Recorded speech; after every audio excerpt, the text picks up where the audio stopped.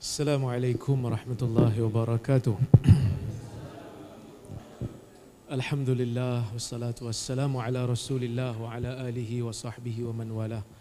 Asyhadu an la ilaha illallah wahdahu la syarikalah wa asyhadu anna Muhammadan abduhu wa rasuluh. Allahumma salli wa sallim ala Muhammad wa ala alihi wa sahbihi ajma'in. Amma ba'd.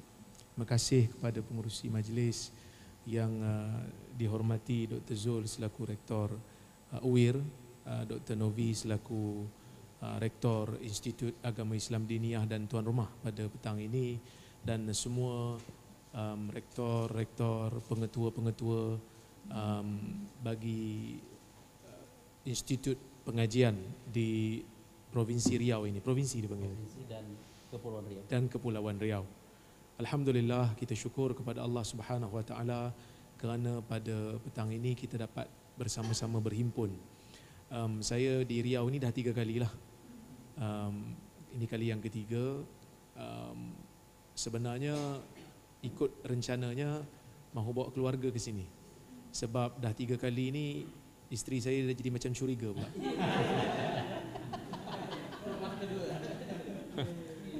Asyik ke Riau je dia kata kan. Ada apa di Riau tu kan. Tapi qadarallahu wa ma syafa'al, tak dapat hadir, jadi saya seorang dirilah bersama dengan sahabat-sahabat yang ada, iaitu Aizat dan juga kru daripada Pro Media Tajdid. Dan saya ucapkan terima kasih banyak kepada semua sahabat-sahabat yang hadir pada petang ini atas sambutan yang begitu hebat sekali. Dan seperti mana yang kita tahu, hubungan UIR dan juga Muhammadiyah dengan Perlis itu sudah terjalin lama, dan saya baru dilantik menjadi rektor di Kolej Islam Perlis pada tahun lepas, baru setahun 7 bulan menjawat jawatan sebagai rektor Kolej Islam Universiti Islam Perlis, yang mana sebelum ini saya bertugas di Universiti Pendidikan Sultan Idris, masih lagi sebagai dosen di sana, dipinjamkan sahaja di Negeri Perlis selama 3 tahun. Jika performanya okey, maka mungkin disambung khidmatnya. Kalau performanya tidak okey, maka dihantar pulang. Jadi itu yang pertamalah. Yang kedua, bila saya tengok tadi nama-nama yang telah ditulis di atas letter of intent ataupun MOU, saya melihat ramai yang telah pun ada doktorat, yang ada PhD dalam bidang masing-masing. Jadi membuatkan diri saya rasa, apakah perlu saya bercakap pada petang ini, kerana masing-masing sebenarnya telah pakar pun di dalam bidang masing-masing. Begitu juga para salaf menyebutkan nuhina anil kalam inda akabirina, kami dihalang untuk bercakap, dilarang untuk bercakap jika ada orang yang lebih besar darjatnya daripada kami. Jadi saya bukanlah nak mengajar, tetapi lebih kepada nak macam nak bersembang-sembang lah, ngobrol-ngobrol, kata bahasa Indonesianya, bahasa sinetron. Yang sampai di Malaysia tu sinetron saja. Jadi bahasa sinetron tu ngobrol. Baik. Bila disebutkan tentang Al-Quran, Allah Azza wa Jalla menyebutkan, tadi saya bersama dengan mahasiswa yang baru masuk, Allah mengatakan, inna sanulqi alaika qawlan thaqila. Kami mencampakkan kepada kamu, wahai Muhammad, satu perkataan yang thaqil, satu perkataan yang berat. Ketika mana dalam hadis Nabi SAW, apabila turunnya wahyu kepada baginda, ada kalanya unta Nabi terduduk kerana beratnya kalam wahyu yang diturunkan oleh Allah Azza wa Jalla kepada Nabi Muhammad SAW. Kalau kita melihat sendiri kepada sejarah penurunan Al-Quran, Allah Azza wa Jalla menurunkan Al-Quran kepada Nabi Muhammad SAW kali pertama di Gua Hira. Ini dirakamkan oleh Al-Imam Al-Bukhari rahimahullah di dalam sahihnya, dalam Sahih Bukhari, di dalam kitab Badi'il Wahyi, bab ma budi'a bihi, bab awwalu ma budi'a bihi Rasulullah sallallahu alaihi wasallam. Kata Aisyah, kana awwalu ma budi'a bihi Rasulullah sallallahu alaihi wasallam min al-wahyi ar-ru'ya salihah fi an-nawm. Fakana la yara ru'ya illa ja'at mithla falakis subh. Kata Aisyah, perkara pertama yang dimulakan oleh Allah Azza wa Jalla kepada Nabi Muhammad sallallahu alaihi wasallam daripada wahyu itu ialah mimpi yang baik dalam tidur. Nabi sallallahu alaihi wasallam sebelum bertemu dengan Jibril alaihissalam, Ta'ala memberikan kepada Nabi itu mimpi-mimpi yang baik, mimpi yang memberi isyarat-isyarat yang baik di dalam tidur sebagai satu persediaan. Fakana la yara ru'ya illa ja'at mithla falakis subuh. Dan mimpi itu tidak datang kepada Nabi SAW melainkan dalam keadaan ia seperti cahaya pagi yang begitu cerah, jelas kelihatan kepada Nabi SAW. Summa hubbiba ilaihil khala. Kemudian Allah Azza wa Jalla, kata Aisyah, menjadikan Nabi Muhammad SAW ini suka bersendirian. Bersendirian di Gua Hira. Fakana yakhlu bi ghairi Hira. Fayatahannathu fihi al-layali dhawatil adad. Selama beberapa malam. Qabla an yanzi'a ila ahli fayatazawwadu limisliha. Sebelum Nabi SAW kembali ke rumah untuk mengambil bekalan semula dan naik semula ke Gua Hira. Hatta ja'ahul haq wa huwa fi ghari Hira. Sehingga datang kepada Nabi SAW itu kebenaran. Ketika mana Nabi SAW berada di Gua Hira, faja'ahul malak, datang kepada Nabi SAW itu malaikat. Ya? Arab dipanggil, kalau satu dipanggil malak, kalau dua dipanggil malakan, kalau tiga dipanggil malaikah. Tiga dan ke atas lah. Kalau bahasa kita, satu pun malaikat, dua malaikat, tiga malaikat-malaikat. Dia tak ada istilah malak tu dalam bahasa Melayu di Malaysia, tak adalah. Tapi kalau di Indonesia mungkin ada kot. Tak ada, malaikat juga. Malaikat juga. Okey. Maka faja'ahul malak, datang kepada Nabi SAW itu malaikat. Nabi SAW apabila bertemu dengan malaikat ni, para ulama ada dua pandangan. Seperti mana yang dinukilkan oleh Ibn Hajar dalam Fathul Bari, ada yang mengatakan, sebahagian ulama mengatakan Jibril SAW di Gua Hira dalam bentuk manusia. Ada yang mengatakan tidak, dalam bentuknya yang asal. Dalam bentuknya yang asal. Ada khilaf di kalangan para ulama. Cuma itu kalau Jibril datang dalam bentuk yang asal juga tidak menampakkan keseluruhan jasadnya. Hanya sebahagian sahaja. Saya mempunyai kecenderungan mengatakan Jibril alaihi salam ketika mana datang bertemu dengan Nabi Muhammad SAW di Gua Hira adalah dengan jasadnya yang sebenar, walaupun tidak menunjukkan kepada Nabi SAW seluruh jasadnya. Kerana apa? Kerana ketika mana Nabi SAW bertemu dengan Jibril kali kedua, ketika mana turunnya surah Muddathir, ya ayyuhal muddathir qum fa'anzir, kan? Dalam Sahih Bukhari juga Nabi kata, baina ana amshi idh sami'tu sautan minas sama farafa'tu basari fa idza ana bil malaki alladhi qad ja'ani fi Hira jalisun ala kursi baina samawati wal ard, kan? Nabi kata, aku berjalan dekat kota Mekah, aku terdengar suara. Aku pun angkat kepalaku dan aku melihat tiba-tiba ada malaikat yang datang jumpa aku di Hira ni lah malaikat dia. Dan sepakat ulama kata itulah kali pertama Nabi melihat Jibril dengan bentuk asalnya yang sebenar, keseluruhannya. Sebab Nabi melihat Jibril dua kali, kan? Maratain. Macam mana Nabi kenal itu adalah malaikat yang datang jumpa dia kat Hira kalau waktu datang di Hira tu dalam bentuk manusia? Jadi ini menunjukkan Jibril alaihissalam bertemu dengan Nabi Muhammad SAW dengan bentuk asalnya di Gua Hira, tetapi tidak menunjukkan keseluruhan jasadnya. Okey. Maka dia mengatakan, Iqra. Baca. Apa kata Nabi SAW? Faqultu ma ana biqari. Aku bukan seorang pembaca. Aku bukan seorang pembaca. Aku tak boleh baca. Aku buta huruf. Kalau di sini panggil apa? Buta huruf. Nah, buta huruf. Aku buta huruf. Aku tidak boleh. Aku bukan seorang pembaca. Fa akhadhani faghattani hatta balaghan minni al-jahd thumma arsalani faqala iqra. Kemudian dia ambil aku dan dipeluk aku sehingga aku penat, sehingga aku sukar untuk bernafas. Kemudian dilepaskan aku, lalu dia mengatakan bacalah. Faqultu ma ana biqari. Aku mengatakan aku tidak boleh membaca, aku bukan seorang pembaca. Fa akhadhani thaniyah thumma ghattani hatta balagha minni al-jahd thumma arsalani faqala iqra. Kali ketiga. Kali kedua dia peluk Nabi sehingga penat, lepas tu dia lepaskan semula, dia kata baca. Faqultu ma ana biqari. Aku bukan seorang pembaca. Kemudian Jibril mengatakan iqra bismi rabbikal ladzi khalaq khalaqal insana min 'alaq iqra wa rabbukal akram. Inilah ayat yang Allah Ta'ala takdirkan daripada banyak ayat, daripada banyak surah dalam Quran. Allah Ta'ala takdirkan surah ini turun sebagai surah pembuka, surah yang pertama. Walaupun sebenarnya kalau ikut surah yang terpenting dalam Quran ini sebenarnya surah Fatihah. Sebenarnya surah Fatihah. Tapi Allah Ta'ala takdirkan surah ni turun kali pertama. Sebahagianlah daripada surah ni, ayat 1 sehingga 5. Iqra bismi rabbikal ladzi khalaq. Muhammad, baca dengan nama Tuhanmu yang menciptakan. Maka Al-Quran juga diambil daripada perkataan qiraah, Quran, sesuatu yang dibaca, sesuatu yang perlu untuk dibaca. Maka apabila, saya tak pasti bahasa saya ini difahami ataupun tidak, tapi saya cuba untuk bakukan bahasa saya ni. Kerana kalau bahasa gaul kami lain, lain daripada apa yang saya sebut ni. Baik.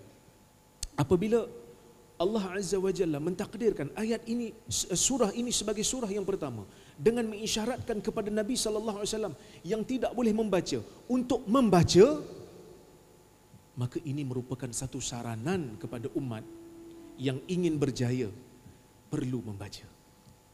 Iqra bismi rabbikal ladzi khalaq. Kalau kira membaca, orang-orang di barat juga membaca. Puak-puak Renaissance yang telah melakukan revolusi terhadap pegangan agama Kristian di Eropah, yang akhirnya membuang gereja daripada kehidupan mereka, yang mana gereja hanya berfungsi pada hari Ahad sahaja dalam hidup mereka. Juga mereka mengatakan mereka membaca. Mereka mengatakan mereka itu mempunyai semangat inquiry yang tinggi, sifat ingin tahu yang tinggi. Mereka juga membaca. Tetapi baca yang dikehendaki oleh Islam ialah baca dengan nama Tuhan. Baca dengan nama Tuhan yang menciptakan. Kerana tidak ada yang lebih mulia di sisi Allah Azza wa Jalla melainkan apabila seorang hamba merasakan dirinya hamba. Kali pertama pertemuan kita di sini, dalam bilik ini saya menyebutkan Allah Azza wa Jalla turunkan surah Isra kepada Nabi Muhammad sallallahu alaihi wasallam. Allah mengatakan apa? Subhanalladzi asra bi 'abdihi lailan minal masjidil haram. Tadi saya dah cerita sikit pasal Isra Mi'raj, kan, seorang ustaz yang tak berapa nak boleh baca. Yang ni kali ini betul-betul punya. Ini bukan jenaka, tapi yang ini betul. Allah Azza wa Jalla mengatakan Maha suci Tuhan yang memperjalankan hamba-Nya. Hamba-Nya. Maksudnya apa? Nabi Muhammad sallallahu alaihi wasallam itu diberikan keistimewaan oleh Allah kerana tidak ada nabi. Dalam mana-mana nabi tidak ada nabi yang Allah Taala naikkan martabatnya sehingga ke Sidratul Muntaha.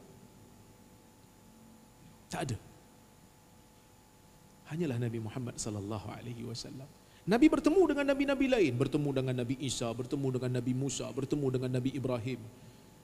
Tetapi kesemua nabi-nabi itu berada di martabat yang terbawah, yang bawah lagi daripada Nabi Muhammad sallallahu alaihi wasallam. Nabi itu paling tinggi. Tetap Allah Taala mengatakan subhanalladzi asra bi 'abdihi. Walaupun dia naik ke martabat yang tertinggi, Sidratul Muntaha, sidrah yang muntaha, tidak ada ruang lagi untuk makhluk naik lebih daripada itu, tetap Allah Taala kata bi 'abdihi, hamba. Maka apabila kita cuba untuk gali apa sahaja ilmu yang terkandung di dalam Al-Quran, kita kena pastikan kita perlu untuk merasakan diri kita hamba.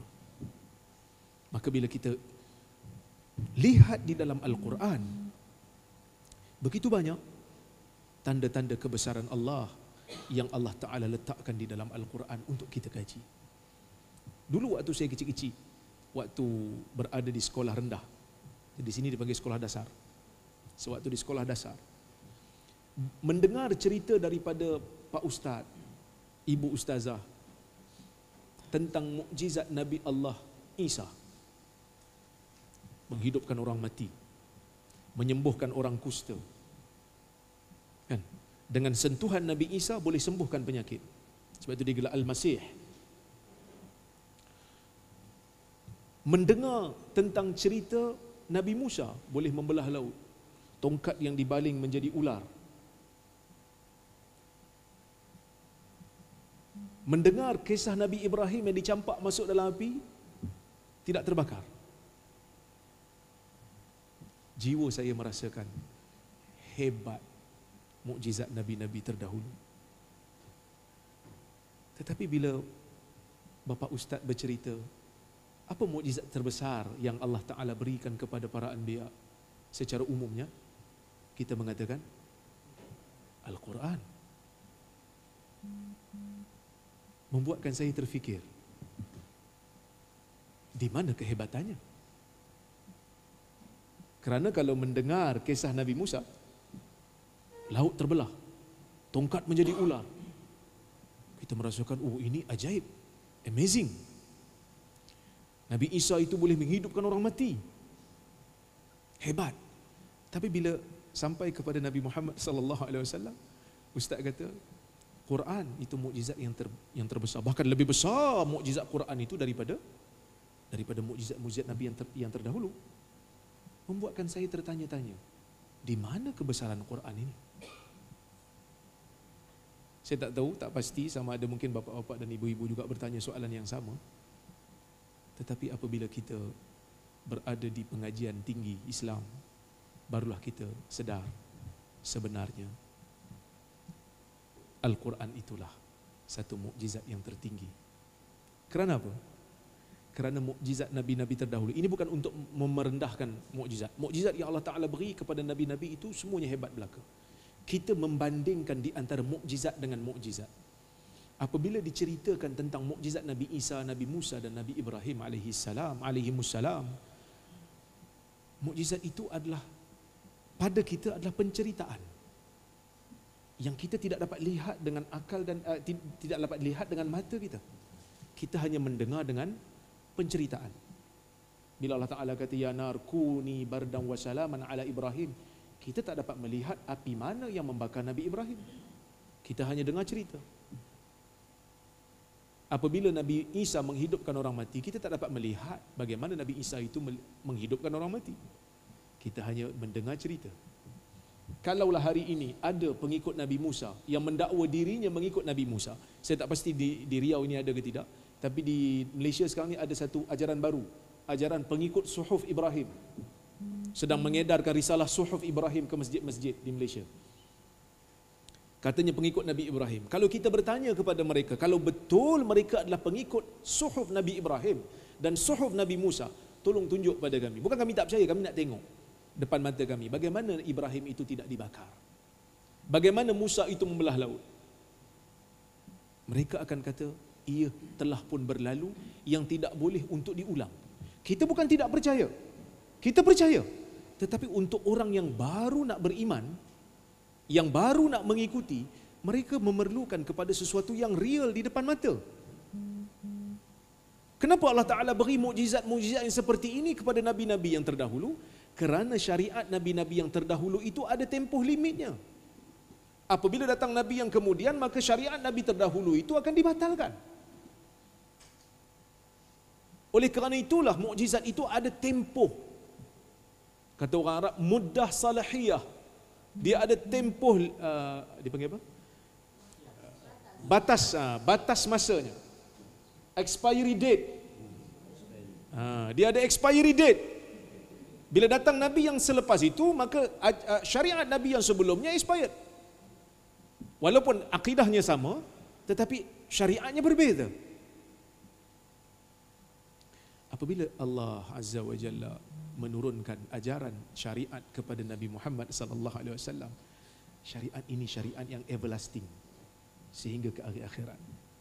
Tidak ada nabi lagi yang datang selepas daripada Nabi Muhammad sallallahu alaihi wasallam. Walaupun di Malaysia ada yang mendakwa menjadi nabi Melayu. Ya, ada. Ada yang mendakwa nabi Melayu. Ajaran Kaha. Kaha tu mendakwa dia nabi. Bila ditemu ramah pengikutnya, dia kata, makcik hebat, makcik ada nabi, kamu mana ada nabi, nabi kamu Arab, nabi makcik Melayu. Dan apabila ditangkap, maka dia pun mengumumkan dia meletak jawatan sebagai nabi. Pertama kali dalam sejarah nabi-nabi, nabi meletakkan jawatan. Na'udzubillah. Ini semua pembohongan. Siapa yang mendakwa ada nabi selepas Nabi Muhammad sallallahu alaihi wasallam, maka dia dusta. Kerana Nabi Muhammad itu sebagai khatimul anbiya, kan?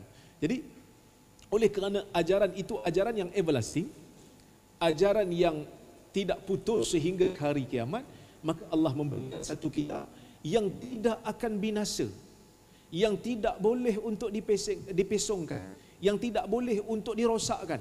Inna nahnu nazzalna dzikra wa inna lahu lahafizun. Sesungguhnya kami yang menurunkan zikir Al-Quran dan kami yang akan memeliharanya. Kami akan conserve Al-Quran sehingga ke hari kiamat. Maka sesiapa yang datang selepas daripada kewafatan Nabi Muhammad sallallahu alaihi wasallam, kalau dia nak beriman dengan Nabi Muhammad sallallahu alaihi wasallam, dia boleh untuk semak Al-Quran. Dia boleh untuk selak isi kandungan Al-Quran. Yang mana satu yang kau nak beriman, yang mana satu yang kau rasa benda tu salah, boleh semak. Ketika mana kita menyemak isi kandungan Quran, Quran itu terdapat pelbagai teori-teori ilmu yang hari ini masih digunakan. Kita berbicara tentang education, the existence of education dalam Quran, pendidikan dalam Quran. Ibu-ibu dan bapa-bapa, Al-Quran sewaktu nak diturunkan, saya sebut tadi, Jibril itu memeluk Nabi SAW sehingga penat. Untuk apa? Jibril ni dia boleh je datang sambil dia kata, ya Muhammad, saya Jibril. Ni name tag Jibril, ni surat lantikan sebagai Nabi, nanti lapor diri. Boleh. Awak setelah menjadi Nabi, ini surat lantikan, kan, daripada Tuhan. Okey, goodbye, saya pun pergi. Tapi Jibril dia tak buat macam tu. Dia datang, dia memeluk Nabi SAW, dia lepaskan, dia peluk, dia lepaskan, dia peluk, dia lepaskan. Kemudian dia berikan ayat, lepas tu dia beredar. Untuk apa?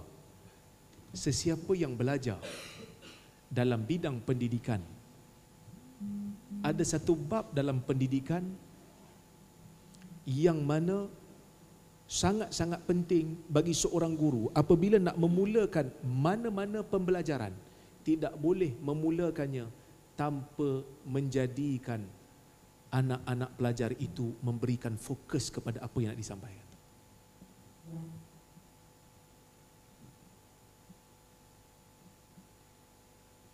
Sebab itu ketika mana Quran turun, Nabi menjadi sukar, berat, beban. Kata Al-Imamul Khattabi, dipeluknya Nabi itu kerana supaya Nabi itu tidak memikirkan selain daripada apa yang nak disampaikan kepadanya. Kalau dalam pendidikan, saya tak pasti kalau di Indonesia, tapi di Malaysia, saya daripada Universiti Pendidikan Sultan Idris. Pendidikan. Saya bukan orang pendidikan, tapi bila masuk Universiti Pendidikan, saya kena belajar teori-teori pendidikan. Saya kena masuk kelas, belajar dengan profesor pendidikan bagaimana ingin menjadikan kelas menarik, walaupun kelas dia tak menarik. Tapi saya kena belajar juga macam mana nak bagi kelas dia menarik. Jadi di antara cara untuk menarik perhatian pelajar adalah set induksi. Induksi dalam pengajian, maksudnya perlu ada mukaddimah yang grab attention. Dipanggil apa dalam bahasa Indonesia? Persepsi? Apa persepsi? Apa persepsi? Pembukaan. Yang mana pembukaan itu ada kalanya tidak begitu ada kaitan langsung pun dengan pembelajaran, tetapi hanya untuk menarik perhatian. Grab attention. Ini yang dilakukan oleh Jibril alaihi salam kali keseterusnya apabila Jibril datang dalam sebuah hadis yang sangat masyhur, iaitu hadis Umar. Islam, iman dan ihsan. Apa Jibril buat? Bainama nahnu julusun 'inda Rasulillah sallallahu alaihi wasallam idh tala'a alaina rajulun shadidu bayadhi thiyab shadidu sawadi sya'r la yura alaihi atharu safar wa la ya'rifuhu minna ahad fajalasa ila an-nabi sallallahu alaihi wasallam wa asnada rukbatayhi ila rukbatayhi wa wada'a yadayhi ala kaffayhi wa wada'a fakhidhayhi faqala ya Muhammad akhbirni 'anil iman. Jibril datang, sahabat tengah duduk dengan Nabi sallallahu alaihi wasallam bersama dengan Umar. Umar cerita, Umar kata kami sedang bersama duduk dengan Nabi sallallahu alaihi wasallam, tiba-tiba datang seorang lelaki. Syadidu bayadhi thiyab. Pakaian dia sangat putih. Rambutnya sangat hitam. La yura alaihi asaru safar. Tak nampak pun di badan dia, di pakaian dia, di rambut dia tanda-tanda dia bermusafir. Wala ya'rifuhu minna ahad. Dan tak ada siapa pun di kalangan kami yang mengenalinya. Umar rasa pelik. Nak kata dia orang Madinah, tak ada siapa yang kenal di kalangan kami. Kalau orang Madinah mesti ada yang kenal. Nak kata dia musafir, bajunya putih, rambutnya tidak berdebu. Kalau dia musafir, mesti ada. Sebab orang zaman dulu kalau musafir bukan naik mobil, bukan naik pesawat, naik unta. Bila naik unta mesti kotor baju. Sebab tu orang zaman dulu perempuan tak boleh musafir seorang diri. Sebab naik unta, siapa nak tolak dia?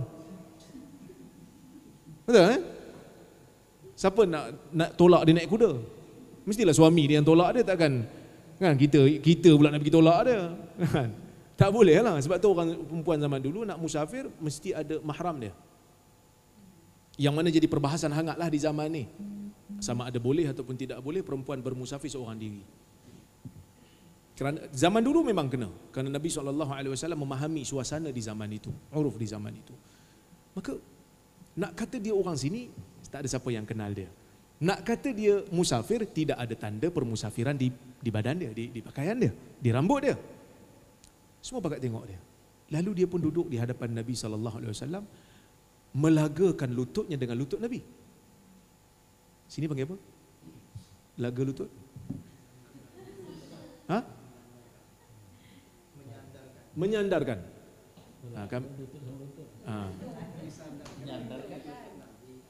Dia melagakan lutut. Betul lah melaga kan? Bahasa Melayu dipanggil melagakan.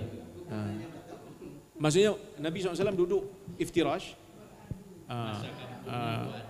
beradu, melaga lutut. Sebab tu kalau orang Malaysia dia panggil, saya nak belajar dengan awak lah, belajar belaga lutut. Seperti mana belajar Jibril dengan Nabi SAW tu belaga lutut. Nabi belajar daripada Jibril. Jibril mengajar kepada Nabi SAW belaga lutut. Wa wada'a yadayhi ala fakhidayhi. Jibril letak tangan dia di atas paha Nabi SAW. Ada khilaf. Ada yang mengatakan letak di bahu dia, di paha dia. Tapi yang rajihnya diletakkan di paha Nabi SAW berdasarkan riwayat Nasa'i. Perbuatan ini tak ada kaitan pun dengan iman, Islam dan ihsan. Apa kaitan iman, Islam dengan ihsan dengan pakaian Jibril tadi? Tak ada kaitan. Apa kaitan Jibril datang dalam bentuk manusia sehingga pakai baju yang sangat putih? Apa kaitan? Tak ada kaitan. Jibril boleh datang dalam apa saja bentuk pun untuk memberitahu kepada orang Islam, ni iman, ni Islam, ni ihsan. Ataupun ni Islam, ni iman, ni ihsan. Tapi kenapa Jibril datang dalam bentuk itu? Pendidikan. Supaya bila Jibril datang dalam bentuk manusia, tak ada siapa pun yang kenal dia, menimbulkan persoalan demi persoalan, maka kognitif manusia akan mula bergerak, berfikir dan berfikir, dia ni siapa? Dia nak buat apa? Apa yang dia nak buat? Apa yang dia nak sampaikan kepada Nabi SAW? Apabila ditanya soalan kepada Nabi, apa itu Islam? Nabi mengatakan Islam ini begini dan begini. Dia kata apa? Sadaqta. Engkau berkata benar. Umar kata kami lagi terkejut. Fa'ajibna lahu yas'aluhu wa yusaddiquhu. Kami lagi terkejut. Dia tanya Nabi soalan tentang agama, Nabi cakap betul. Dia boleh kata betul. Macam dia pula lagi pandai daripada Nabi SAW. Sedangkan manusia ni, mana ada manusia yang lebih pandai daripada Nabi dalam bab agama masa tu. Jadi sahabat bertanya dan bertanya. Akhirnya sahabat boleh faham apa yang nak disampaikan. Itu juga yang berlaku pada penurunan Quran kali pertama. Dan kalau kita baca riwayat yang lain lah dalam Sahih Bukhari, hadis daripada Harith bin Hisham. Harith bin Hisham ni saudara kandung Amr bin Hisham. Amr bin Hisham ini musuh Nabi SAW yang namanya lebih glamour dengan gelaran Abu Jahal. Harith bin Hisham saudara kandungnya dan dia Muslim. Dia datang kepada Nabi SAW, dia kata, "Ya Rasulullah, kaifa ya'tikal wahyu?"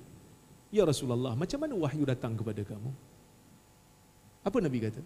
"Ahyanan ya'tini mithla salsalatil jaras wa huwa ashadduhu alai." Apa ni? Kadang-kadang wahyu tu datang seperti bunyi loceng. Dan itu sangat berat untukku. Supaya Nabi SAW fokus dengan apa yang nak disampaikan oleh Nabi, oleh Jibril kepadanya. So pendidikan itu ada di dalam Al-Quran. Ketika mana Quran turun, Allah Azza wa Jalla menurunkannya dengan selari apa yang disebutkan dalam teori pendidikan hari ini. Supaya Nabi tidak fokus pada benda lain. Berikan perhatian, berikan seluruh kefahaman kepada apa yang nak disampaikan. Itulah yang dipanggil sebagai kitabul mu'jizah. Kan? Tuan-tuan dan puan-puan, ibu-ibu dan bapa-bapa, kalau kita gali lagi di dalam Al-Quran, kita akan dapati Al-Quran itu mukjizat bukan hanya dari sudut linguistik, tetapi juga dari sudut pensejarahan. Al-Quran tidak mengenepikan budaya yang ada sewaktu dia bercerita tentang sesuatu kaum. Kita cerita pasal budaya.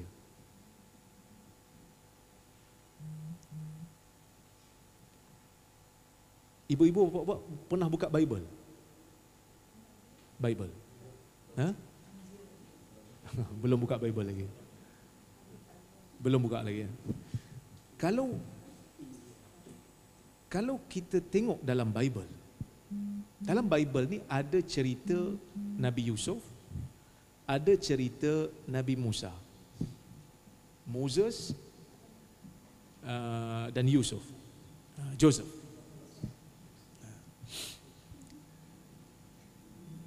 Yusuf ada rajanya dan Musa pun ada rajanya, ada pemerintahnya. Di dalam Bible, raja di zaman Nabi Yusuf dan raja di zaman Nabi Musa, kedua-duanya digelar sebagai Pharaoh. Bermakna Firaun lah. Firaun.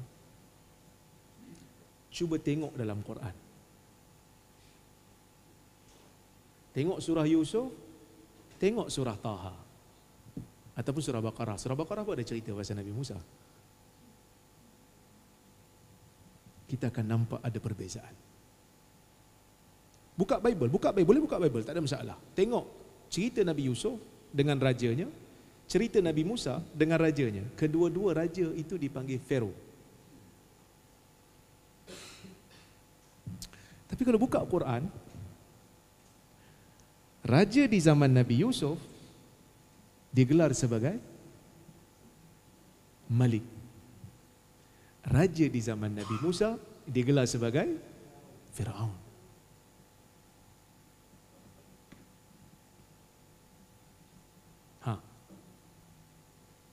Kita pernah bertanya kenapa? Mungkin kita tak pernah perasan. Tetapi itulah pendetilan Quran. Mementingkan budaya dan sosiopolitik pada zaman itu. Yang mana kajian terbaru daripada Barat, daripada seorang pengkaji sejarah daripada Perancis, mengatakan dinasti kerajaan di zaman Nabi Yusuf sebenarnya berbeza daripada zaman Nabi Musa. Yang mana raja di zaman Nabi Yusuf sememangnya tidak memakai gelaran Firaun. Gelaran Firaun itu dipakai di zaman yang terkemudian, sebab sejarah Mesir panjang. Saya bukakan satu, orang kata apa, cetusan minda untuk lepas ni boleh kaji. Sememangnya di zaman Nabi Yusuf, raja di zaman tu tak dipanggil sebagai Firaun. Firaun dipanggil zaman terkemudian, dinasti yang lewat, kemudian dinasti yang terkemudian. Selepas daripada zaman Nabi Yusuf, dinastinya ataupun kita panggil apa? Zamannya sangat-sangat berbeza dan gelaran pun berbeza. Ini membuktikan Al-Quran adalah kitab yang diturunkan oleh Allah yang tidak pernah diubah oleh mana-mana manusia. Berbeza dengan Bible. Yang mana Bible itu ditulis ratusan tahun selepas ketiadaan Jesus. Ditulis pun oleh orang yang bukan pengikut Mark, John. Itu bukan pengikut Jesus yang datang di zaman kemudian. Maka kita mengatakan perubahan itu tidak disedari oleh mereka. Maka Al-Quran sangat-sangat mementingkan tentang sosio-politik dan budaya apabila bercerita tentang sesuatu kaum. Walaupun sebenarnya kalau nak cerita, tak payahlah pentingkan sangat tentang gelaran tu kan. Tapi nak memberikan kita satu perkara yang penting, iaitu yang pertama, dalam membaca Al-Quran, kita akan dapati terkandung mukjizat bukan hanya dari sudut linguistik, tetapi juga dari sudut persejarahan. Al-mu'jizat at-tarikhiyah ada dalam Quran.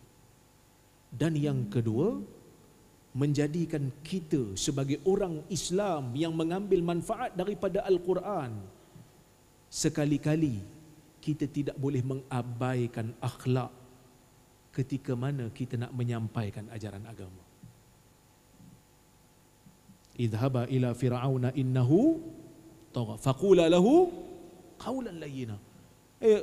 Musa dengan Harun pergi bertemu dengan Firaun kerana dia melampaui batas. Jahat Firaun. Faqula lahu qawlan layyina, cakap dengan dia dengan perkataan yang lunak, perkataan yang lembut, perkataan yang elok, perkataan yang baik. Dan Allah Taala kata idhaba ila Firaun, pergi ke Firaun.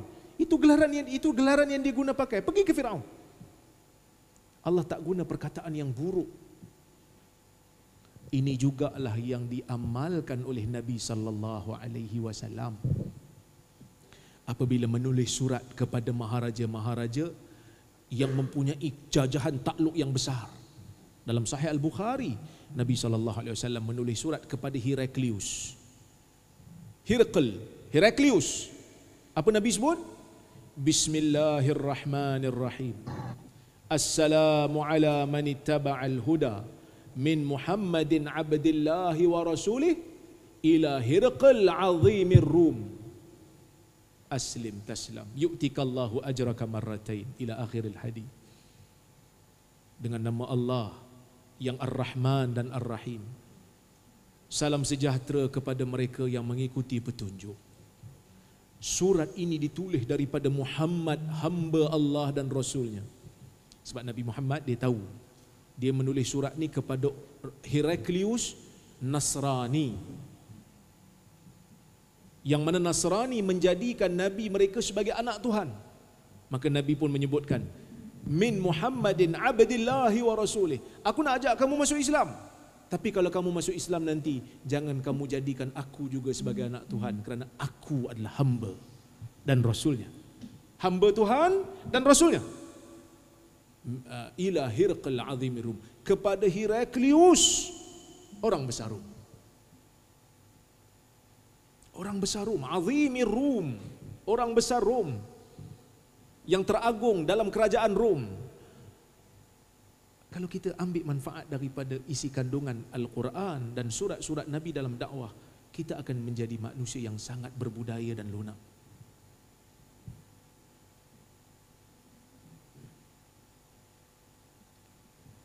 Saya tak tahu di Indonesia, tetapi kalau di Malaysia, media sosial kadang-kadang kita melihat anak-anak muda kita loss of adab. Perkataan yang digunakan kasar, perbezaan pandangan dijadikan ruang untuk maki hamun orang lain. Ini semua kerana mereka jauh daripada bahasa Al-Quran. Maka sebab itulah dekat KUIP kami ada satu program dipanggil Ijazah Sarjana Muda Bahasa Al-Quran. Kita nak kaji bahasa Al-Quran, linguistik, bagaimana Allah Azza wa Jalla menurunkan Al-Quran dengan kata-kata yang sangat indah. Jadi itu dari sudut budaya lah, pendidikan budaya dan ekonomi. Ekonomi dalam Quran banyaklah, tapi saya nak ambil satu saja. Allah Ta'ala kata apa? Khudh min amwalihim sadaqah. Muhammad, kau ambil daripada harta mereka itu sadaqah, zakat, sebagai satu kewajipan. Wajib pemerintah ambil zakat daripada rakyat. Wajib pemerintah untuk arahkan rakyat bayar zakat. Dalam Quran Allah Ta'ala sebut wa fi amwalihim haqqun lis-sa'ili wal mahrum. Sikit lagi. Saya tengok macam dah gelap nampak. Sikit lagi. Kadang-kadang saya sebut dekat Aizat ni, saya kata saya nak cakap apa hari ni kan. Tapi bila dapat mikrofon saya lupa diri. Banyak sangat benda nak cakap. Allah Ta'ala sebut dalam Quran lagi, Allah Ta'ala kata di dalam harta orang-orang kaya itu terdapat hak bagi orang miskin yang meminta dan orang miskin yang tidak meminta-minta. Mengikut sebahagian tafsiran lah, ada pelbagai tafsiran maksud as-sa'il dan mahrum itu. Tapi di antara tafsiran yang ada, orang miskin ini ada yang meminta dan orang miskin ini ada yang tidak meminta. Allah Azza wa Jalla menjadikan hak orang miskin dalam poket orang kaya.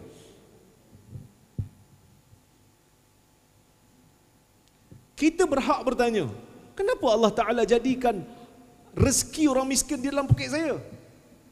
Apa perlu ada dalam poket saya? Katalah kita ada gajian setiap bulan. Kita kira gajian, ada zakat yang perlu dibayar. Zakatnya 2.5%, 2.5% daripada keseluruhan. So daripada banyak gaji-gaji yang ada, kita perlu bayar sedikitlah. Kalau di Indonesia ni, saya suka datang Indonesia kerana saya jadi jutawan. Bila saya tukar duit, juta-juta saya dapat. Jadi, katalah kita kena bayar zakat berapa Pak biasa bayar zakat? Jumlahnya berapa? Tu tak nak bagi tahu gaji tu. Biasa bagi satu nombor, bagi satu amount. 50 juta, boleh? 250,000, kita ambil 250,000. Dalam poket kita ada 250,000 rupiah harta orang miskin yang perlu kita serahkan. Ada kalanya kita rasa 250,000, besar sekali jumlahnya. Sebab saya dulu kerja pejabat zakat, saya tahu. Bila kita kira-kira, Pakcik, tahun ni Pakcik tak wajib bayar zakat. Dia pun kata, Alhamdulillah. Sepatutnya dia kena sedih lah sebab tahun tu rukun Islam dia berkurang kan. Tapi kebiasaan manusia ada sifat syuh.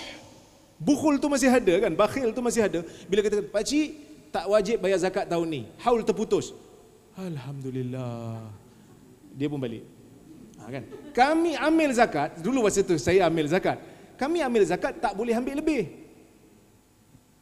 Dia bagi katalah dia kena bayar zakat RM90. Dia bagi RM100. Satu keping RM100. Datang pagi-pagi. Kita tak ada duit tukaran. Duit pecah tak ada, duit kecil tak ada. Kita pun kata, Pakcik tunggu kejap RM10. Dia tunggu. Dia tak ada kata tak apalah RM10 tu saya halalkan. Dia tunggu. 50 sen pun dia tunggu. Untuk dia ambil semula baki tu, jangan ambil lebih. Kami tak boleh ambil lebih. Sebab Allah Ta'ala, sebab Nabi kata apa? Iyyaka wa iyyakum wa kara'im amwalin nas. Hati-hati kamu dengan harta manusia yang baik ni, kamu jangan ambil lebih. Baik, Allah Ta'ala jadikan ada hak orang lain dalam poket kita. Untuk apa? Kerana ekonomi Islam bukan hanya sekadar untuk buat untung. Ekonomi Islam bukan hanya sekadar untuk mengurus kewangan. Ekonomi Islam ialah ekonomi yang didatari dengan sifat kemanusiaan. Itu ekonomi Islam. Itu ekonomi Islam. Zakat sebagai salah satu daripada mawarid daulah, sumber keuangan negara. Kami di KUIPS memang bergerak dengan duit zakat. Biaya siswa 90% kepada pelajar. Biaya daripada biaya zakat. Allah Azza wa Jalla menjadikan sebahagian daripada harta yang ada dalam poket orang kaya itu hak orang miskin, supaya ada interaksi di antara orang kaya dan orang miskin. Supaya ada interaksi. Orang kaya bila nak bayar zakat cari orang miskin. Mana orang miskin? Saya pernah bawa satu orang kaya di Kuala Lumpur. Dia kata, Pak Ustaz, saya nak bayar zakat. Saya kata boleh, tapi saya nak bayar sendiri. Boleh tak tolong uruskan? Cari orang miskin di kampung. Saya kata boleh, di Perak ada ramai orang miskin. Di kampung saya ramai orang miskin. Dia orang Kuala Lumpur. Tak pernah tengok orang miskin mungkin barangkali. Dia kata anak dia tak pernah tengok orang miskin. Anak dia tak pernah tengok. Budak-budak Kuala Lumpur duduk di dalam banglo, duduk dalam rumah besar-besar, mahligai. Tak pernah tengok orang miskin. Kami bawa pergi rumah orang miskin. Anak-anak dia menangis. Tengok orang miskin. Dan ayahnya beritahu kepada anaknya, inilah yang kita kena bantu. Inilah yang kita kena tolong. Maka orang-orang kaya akan kesihan kepada orang miskin. Dan orang kaya bila melihat kerja orang miskin, oh, makcik lah buat benda ni. Ya, makcik buat benda ni. Baru orang kaya akan rasa menghargai dan mengasihi orang miskin. Sebab apa? Sebab orang kaya, dia tak boleh buat banyak benda. Orang kaya buat apa? Orang kaya meeting. Itulah orang kaya. Meeting daripada pagi sampai malam meeting. Betul? Itu orang kaya. Orang kaya tak tahu tangkap ikan. Orang kaya tak tahu tanam padi. Orang kaya tak tahu tanam cili, tak tahu. Siapa yang tanam? Orang miskin. Siapa tanam kopi? Orang miskin. Siapa yang buat ikan kering, ikan masin? Orang miskin. Sehingga kan apabila orang kaya duduk di tempat untuk makan, ikannya dicari oleh orang miskin, nasinya ditanam oleh orang miskin. Sambal apa tadi yang hijau tadi? Ibu Novi, sambal Minang, sambal belado. Sambal belado pun, cili tu pun ditanam oleh orang miskin. Minyak yang dia buang tu pun, yang dia tak mau makan minyak tu, dia kata minyak ni menggemukkan kan. Minyak tu pun, ladang kelapa sawit itu dikait dan diambil oleh orang miskin. Jadi di mana sombongnya orang kaya itu? Dan orang kaya perlu muhasabah diri. Aku kaya, sebenarnya kehidupan aku diuruskan oleh orang miskin. Maka sebab itulah Nabi SAW menyebutkan di dalam hadis Bukhari, Nabi mengatakan, hal tunsaruna wa turzaquna illa bidu'afaikum? Adakah kamu merasakan kamu dibantu dan diberi rezeki melainkan dengan orang-orang yang lemah dan miskin di kalangan kamu? Menjadikan kita rasa, betul lah, kita tak boleh sombong. Itulah ekonomi Islam. Ekonomi yang ada interaction di antara orang kaya dan orang miskin. Orang kaya melihat orang miskin, kesihan. Dan orang miskin melihat orang kaya, dia rasa sayang. Sebab dia kaya, dia bantu kita. Ya Allah, murahkanlah rezekinya supaya lagi banyak dia beri pada kami. Tapi kalau orang kaya tak peduli dengan orang miskin tengok daripada jauh, tak guna punya orang kaya. Belum cukup bulan, rumah orang kaya pun dipecah, dicurinya. Itu bukan ekonomi Islam. Maka sebab itu, ibu-ibu dan bapa-bapa sekalian, kita kena banyak menggali makna-makna yang besar di dalam Al-Quran ini. Itu sedikitlah yang boleh saya kongsikan. Saya pun tak mau ambil masa yang panjang sebab masa kita terhad. Minta maaf kalau ada terkasar bahasa dan tersilap kata. Saya serahkan semula kepada pengurusi majlis.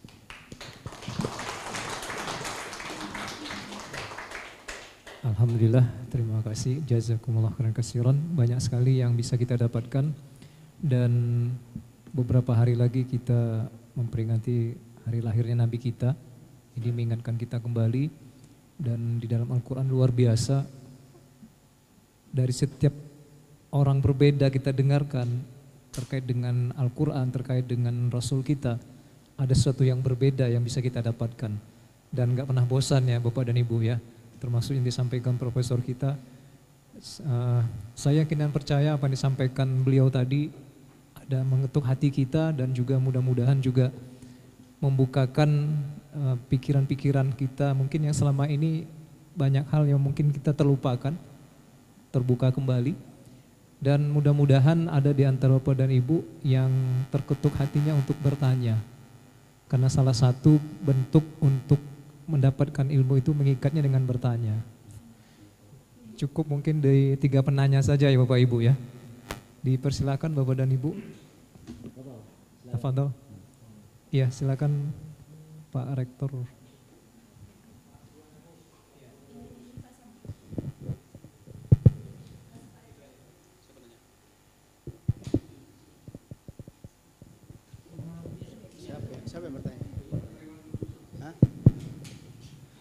Baik, Assalamualaikum warahmatullahi wabarakatuh.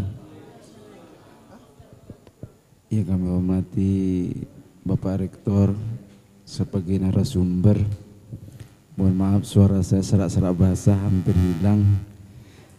Apa yang disampaikan sangat luar biasa, menarik, apalagi yang berhubungan dengan education ekonomi, bicara orang miskin. Saya hanya satu pertanyaan, apakah dosen-dosen ini termasuk bagian dari orang miskin?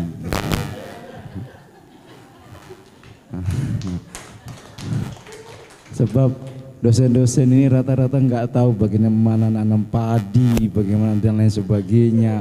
Dan apakah tergolong dosen-dosen ini orang-orang yang harus wajib zakat? Artinya memang zakat yang biasa kami lakukan ini zakat yang dihitung dengan istilahnya zakat fitrah gitu. Bagaimana dengan zakat profesi sebagai dosen itu ukurannya berapa sih?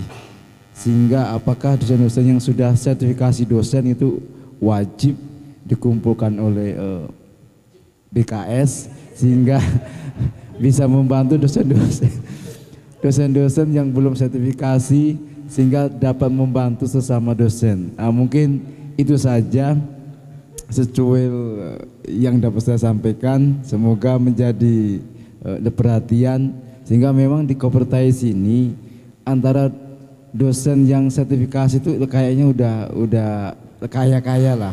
Yang belum itu kayaknya antara iya dan gak iya dia. Maka yang kaya pun terkadang lupa kalau sudah sertifikasi, udah mendapatkan honor yang lebih besar, kayaknya syukuran pun tidak kan gitu. Maka apakah ada dua golongan dosen di golongan kami? Saya belum mengetahui bagaimana di Malaysia apakah sama.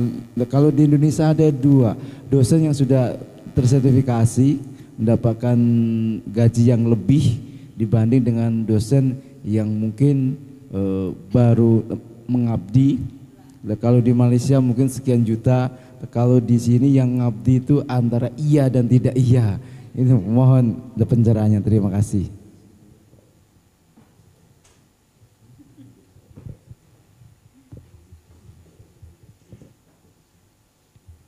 Assalamualaikum warahmatullahi wabarakatuh. Bapak narasumber serta seluruh peserta yang saya hormati. Dalam Al-Quran tentu eksistensi dari segala macam persoalan hidup itu memang sudah ada. Dari berbagai macam lini, apakah pendidikan, ekonomi dan lain sebagainya. Tapi hari ini yang menjadi PR besar kita terutama orang Islam adalah bagaimana mengaktualisasi Al-Quran itu dalam kehidupan kita, termasuk pada tema-tema yang kita bahas pada sore hari ini. Maka mungkin itu yang ingin kami tanyakan kepada Bapak Profesor, bagaimana tentang kontekstualisasi pemahaman Al-Quran ini sehingga kemudian kita tidak terjebak hanya kepada cerita-cerita yang indah dalam Al-Quran, tetapi kemudian tidak bisa kita aktualisasi ke dalam kehidupan kita. Mungkin itu Pak Prof. Terima kasih. Assalamualaikum warahmatullahi wabarakatuh.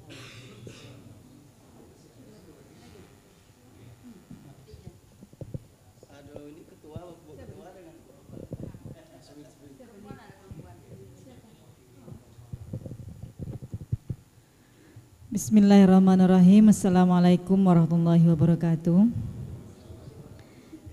Terima kasih Ustadz, pada sore hari ini kita dikasih pencerahan terkait dengan saling berbagi bagi orang yang kaya untuk orang-orang yang susah. Seperti ini Ustadz, kita kadang-kadang mengalami dilema di antara beberapa tenaga pendidik, terutama mewajibkan yang sudah memenuhi nisab zakatnya, terutama profesi, itu untuk membayar zakat profesi. Dalam aturan itu 2,5%. Dan saya pengen nanya Ustadz satu aja, saya itu sampai di kasus sampai hukum. Mengambil uang zakat yang sudah dizakatkan selama 1 tahun, apa hukumnya Ustadz? Nah, ini kita sudah distribusikan, kemudian kita sudah bagikan kepada orang lain, bagi karena kita diminta lagi oleh yang bersangkutan. Bagaimana pandangan Ustadz mengambil uang zakat yang sudah dizakatkan selama 1 tahun dan kita sudah distribusikan, terpaksa kita pengurus harus menggantikannya dengan yang lain. Bagaimana itu Ustadz hukumnya?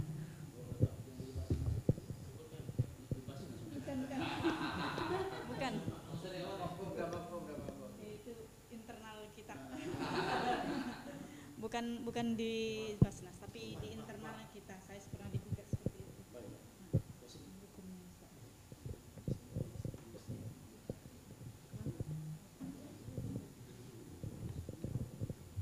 Cukup 3 dulu ya Bapak Ibu ya.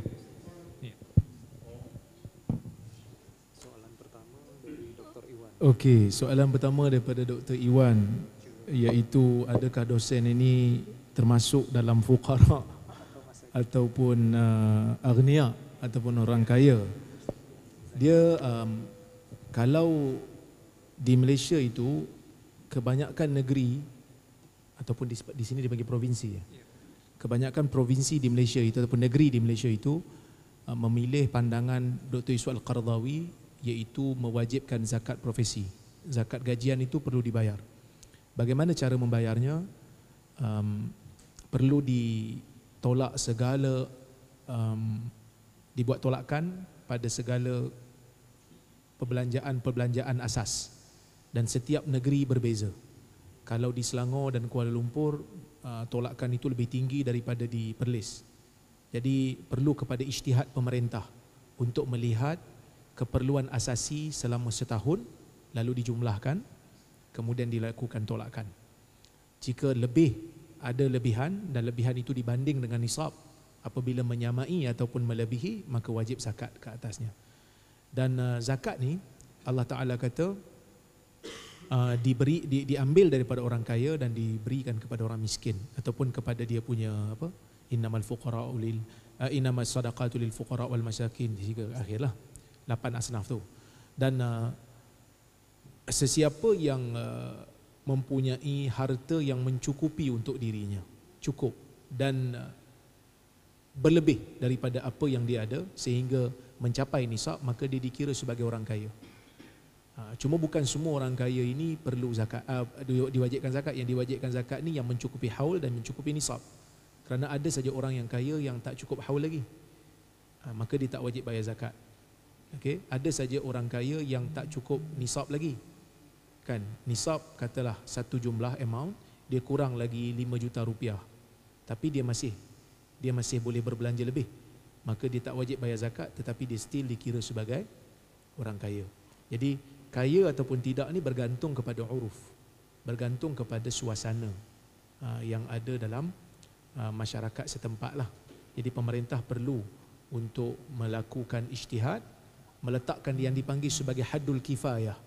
Had kifayah ni maksudnya had membataskan di antara orang miskin dan orang kaya.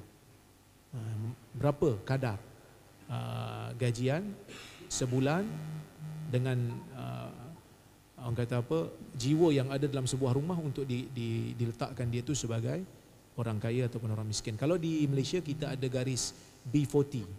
Kita ada B40, M40 dan T20. B40 ni below 40, maksudnya 40% di bawah. Masyarakat tu dibahagikan kepada 3 kelas utama. B40 yang paling bawah. Dan dalam B40 ni kebanyakannya miskin. Kalau M40 pertengahan. T20 itu maksudnya orang yang kaya lah. Jadi dia letakkan had dan berbeza mengikut negeri. Kalau di Kuala Lumpur tinggi, kalau di Perlis sedikit rendah kerana kos hidupnya tidak sama dengan di Kuala Lumpur. Okey. Okey, kemudian pada soalan yang tadi, bagaimana nak mengaktualisasikan, nak mempraktikalkan Al-Quran itu dalam kehidupan. Saya tidak nafikan sekarang ini ada juga sebahagian daripada kita yang berteori. Maksudnya teori itu kita hanya bicara dalam bilik yang berhawa dingin ini, yang sejuk ini. Tetapi kita tidak di luar, tidak mengamalkannya di luar.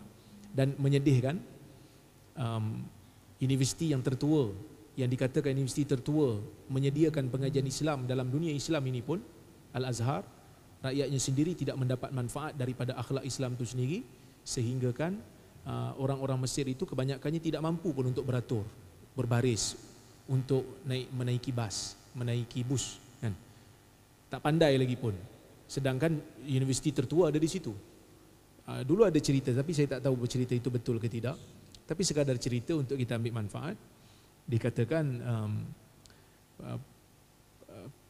pemimpin pemerintah Perancis datang ke Mesir. Lalu dia pun berjalan-jalan di Bandar Kahirah dan dia lihat ada orang Mesir yang kencing di tepi jalan. Nampak dinding dia kencing, nampak dinding dia kencing, sehingga dia tegur kepada Husni Mubarak. Apa ni? Tak ada tamadun kencing di tepi jalan kan, terkencing di dinding. Ini kotor, ini perbuatan yang tak sepatutnya berlaku. Pergi cari tandas lah. Husni Mubarak pun tunduk, malulah dengan rakyat dia. Kemudian apabila pemerintah Perancis ini pulang ke Paris, Husni Mubarak pula membuat kunjungan balas ke Paris. Sehingga dia terlihat bila berjalan di kota Paris, dia juga terlihat bila berjalan tengok betul ada juga orang kencing di dinding juga. Jadi Husni Mubarak pun kata, awak kata pada rakyat saya yang rakyat saya kencing di dinding, sekarang rakyat awak pun sama. Tetapi setelah disemak rupanya itu adalah rakyat Mesir yang duduk di Perancis. Tak cukup dinding di Mesir dia kencing, sampai dinding di Perancis pun dia kencing juga. Itulah menyedihkan budaya umat Islam. Okey. Kembali kepada isu. Apa isu umat Islam? Isu umat Islam apabila kita ada dualism di dalam pendidikan. Kita belajar agama, kita belajar subjek selain daripada agama. Kita belajar matematik, kita belajar ekonomi, tetapi tidak ada integrasi di antara ilmu-ilmu ini. Kita belajar ilmu agama tetapi terasing daripada praktikal. Kita berada di dua lorong yang berbeza yang tidak akan bertemu sampai bila-bila. Oleh kerana itulah integrasi kepada ilmu ini perlu ada. Kalau saya tengok, di antara negara yang ada akhlak tetapi tidak ada agamanya adalah Jepun. Jepun adalah satu negara yang mengamalkan akhlak Islam walaupun Islam tidak ada di sana, walaupun Islam tidak begitu dominan di sana. Jadi kalau tanya pada saya, kita kena kembali kepada basic di sekolah dasar. Sebelum daripada sekolah dasar, di sini panggil apa? Kalau kindergarten, taman kanak-kanak. Kalau di Malaysia dipanggil tadika, taman didikan kanak-kanak, tadika. Daripada TK, daripada tadika, kita perlu asuh anak-anak ini untuk berakhlak dengan akhlak yang baik. Orang Islam bercerita tentang nazafah, bercerita tentang pembersihan, mesti bersuci, nak solat kena ambil wudu, tapi orang Islam negaranya kotor. Pergi saja tengok di Al-Azhar Mesir. Saya sedih tengok Al-Azhar. Di Jordan pun sama, tapi Al-Azhar itu di Masjid Al-Azhar kotor dengan sampah yang begitu banyak. Sehingga kan kita rasa macam mana mereka boleh selesa hidup dalam sampah. Kan? Jadi kalau nak tanya pada saya, kita kena revamp sistem pendidikan kita. Dan kena berikan sesuatu yang bersifat praktikal. Contohlah, kita bercerita tentang hadis, tentang sunnah. Saya sebut pada pelajar-pelajar KUIPS, saya kata Perlis adalah satu negeri yang dianggap, yang kita gelarkan diri kita Darussunnah. Perlis Darussunnah, kerana kita memartabatkan sunnah. Dan kita kena ada satu skuad, paling tidak kena ada satu skuad urus jenazah secara percuma, secara gratis. Sini perlu percuma tu sia-sia kan, secara gratis. Di Malaysia kalau percuma tu gratis.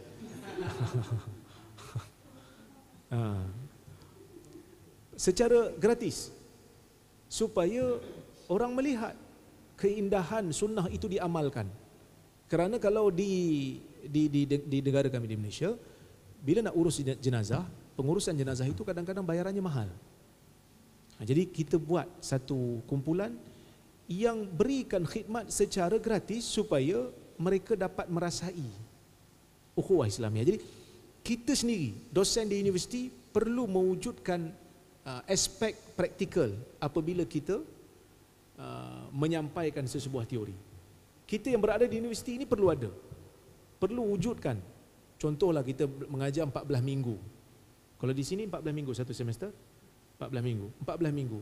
Luangkan 2 minggu, 3 minggu untuk berjumpa dengan masyarakat, buat strik dakwah, jumpa orang miskin, santuni mereka, bawa mereka pergi berjumpa dengan orang-orang yang memerlukan. Jadi pelajar kita, mahasiswa kita akan terbiasa hands on. Kan? Sebelum mereka turun berdakwah, mereka telah diberikan pendedahan sewaktu mereka belajar. Jadi kalau tanya pada saya tidak menafikan memang sebahagian besar daripada ilmu-ilmu Islam ini masih lagi bersifat teori yang kita perlu praktikalkan. Tetapi kesemua ini memerlukan kepada political will, yang mana pemerintah perlu memberikan kerjasama. Tetapi kalau pemerintah pun jenis tak minat, pemerintah pun tak ambil tahu, hanya berjumpa kita apabila adanya sesi pilihan raya, maka itu menjadi masalah lah. Ini saya bukan sebut pemerintah di sini, saya sebut pemerintah di negara saya lah. Nanti saya tak boleh balik nanti. Okey. Berkenaan dengan soalan ibu tadi, doktor tadi, saya tak berapa faham sebenarnya. Adakah maksudnya kita dah bayar zakat tetapi dia dah ambil zakat kita, lepas tu dia minta lagi? Okey, dia minta lagi. Dia sebenarnya zakat ni adalah ibadat individu. Apabila kita ada harta yang mencukupi nisab, mencapai haul, maka kita wajib berzakat. Dan zakat ni para ulama still berbeza para pendapat berkenaan dengan adakah zakat itu perlu dibayar kepada pemerintah ataupun zakat itu boleh dibayar secara terus. Ada yang kata perlu dibayar kepada pemerintah kerana Allah Subhanahu Wa Taala sebut khudz min amwalihim, wahai Muhammad, ambil daripada harta mereka itu sedekah. Kena ambil. Dan Nabi Muhammad sallallahu alaihi wasallam pun akan hantar kita panggil apa? Orang wakil-wakil Nabi untuk melakukan khars, untuk melakukan kiraan anggaran sebelum tanaman itu dituai untuk dikirakan zakatnya. Sehingga Abdullah bin Rawaha pun dihantar untuk menjadi kharis. Ada yang mengatakan tak boleh bayar terus. Ya, boleh bayar terus. Tapi sebahagian ulama, satu qaul dalam mazhab Syafi'i, mereka mengatakan kalau zakat itu zakat wang ringgit pula, wang rupiah lah kan. Di sini rupiah lah. Kalau zakat tu zakat wang ataupun zakat perhiasan emas dan perak yang mencapai nisab, maka boleh dibayar pada kerajaan, boleh dibayar pada pemerintah, boleh juga diagihkan sendiri kerana harta tu harta yang tersembunyi.